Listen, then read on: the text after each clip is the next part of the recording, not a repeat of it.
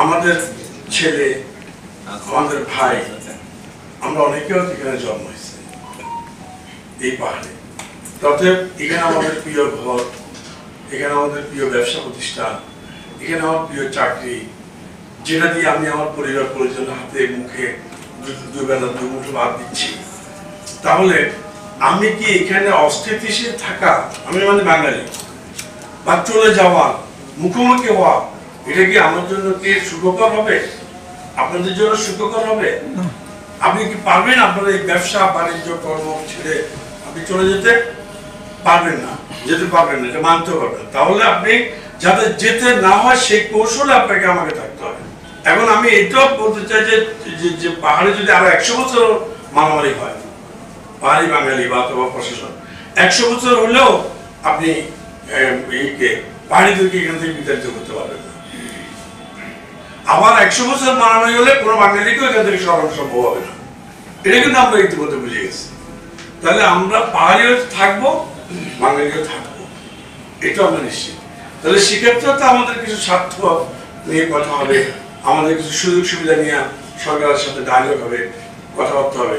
তাহলে সেক্ষেত্রে আমাদের করা উচিত কি, আমি বাঙালিকে যেন সরাইতে পারবে না, তারা কোনোভাবে পারবে না, আমরাও যাবো না। এখানেই তো আমার জন্ম, এখানে তো আমার ব্যবসা প্রতিষ্ঠান, আলো বাতাসে তো আমার সন্তান বেড়ে উঠছে। আমি কোথায় যাবো? এটা কি বাংলাদেশের বাইরে? এটা কি বাংলাদেশের ভূখণ্ডের বাইরে? বাংলাদেশ সংবিধান কি বলে? বাংলাদেশ সংবিধান বলে নাগরিক দেশের যে কোনো স্থানে, যে কোনো জায়গায়, যে কোনো পেশায় বসবাস করার অধিকার রাখে। পাহাড়ি এবং বাঙালির সাথে আমাদের প্রথম দরকার সমঝোতা। আমি সমঝোতা ছাড়া আর কোনো বিকল্প দেখছি না। 70 মাস যে রাজনীতি আন্দোলন ফেল করেছে, এত দীর্ঘমেয়াদী যে যুদ্ধ লড়াই ফেল করেছে, ইউপিডিএফ এর দীর্ঘ লড়াই ফেল করেছে, সেনাবাহিনীর 50 বছরের বেশি ভূমিকা ফেল করেছে। যেহেতু সেনাবাহিনীও এটাকে কন্ট্রোল করতে পারছে না, শরীরও জয়লাভ করতে পারেনি, ইউপিডিও পারবে না, অন্যরাও পারবে না, সংঘাত শুধু থেকে যাবে। সেই জন্য আমাদের আপোষ করতে হবে। কার সাথে আপোষটা করতে হবে? পিপলে, পাবলিকে, পাহাড়ি এবং বাঙালি আমরা ভাই ভাই হিসেবে দাবি করে একে অন্যকে সম্প্রীতির বন্ধনে আবদ্ধ করতে হবে, বুঝাতে হবে, মোটিভেশন করতে হবে। আমরা মারামারি না করে বরঞ্চ আমাদেরকে কৌশল লাগাতে হবে। যেহেতু আমাদের এখানে থাকতে হবে, আমাদের এখানে সমঝোতা করতে হবে, কৌশলে আমরা কিভাবে এই সকল পরিস্থিতিকে ওভারকাম করতে পারি সেজন্য চিন্তা করতে হবে। কেউ উস্কানি দিলেই আপনি দৌড়াবেন না। আমার অনুরোধ হলো, যে আপনাদের কাছে অনুরোধ হলো, সর্বশেষ কথা, যে যেখানে যাই ঘটুক আপনারা অবজার্ভ করেন, দেখেন কি ঘটে। প্রশাসন আছে, পুলিশ আছে, সেনাবাহিনী আছে, ডিসি আছে, তারা কি করে দেখেন, তাদেরকে সাহায্য করেন। দৌড়াই রাস্তায় লাঠি নিয়ে নেমে যাওয়াটা এই মুহূর্তে আমি মনে করি না। এই 50 ইয়ার্স বিফোর, এই আফটার 50 ইয়ার্স এই অবস্থায় আমাদের এই স্ট্র্যাটেজি ভুল হবে।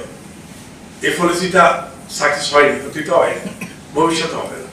তো সেজন্য আমি আপনাদের কাছে অনুরোধ করবো, আপনাদের যার যার অঙ্গনে, আপনাদের যার যার মহলে আপনারা মানুষকে বুঝান, বলেন যে ভাই তোরা আল্লাহর রাস্তায় মারামারি করিস না।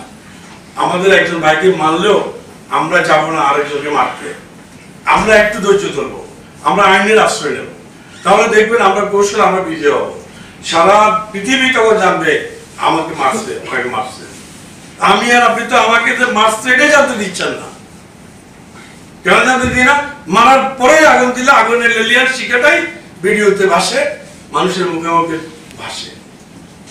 আপনার লাস্টে মাটিতে পড়ে থাকে এবং চাপাও পড়ে যায়। এই জন্য আমাদেরকে কৌশলে কাজ করতে হবে। এবং আমার অনুরোধ, যে যেখানে আছেন সাম্প্রদায়িক দাঙ্গা যেন না হয়, পাহাড়ি বাঙালি মারামারি যেন না হয়। আপনার যার যার অবস্থান থেকে, যেহেতু এখানে সবাই বাঙালি, আজকে বাঙালিদেরকে মিটিয়ে হয়েছে, সেই জন্য আমি আপনাদের প্রতি আমি এই আহ্বান জানাচ্ছি।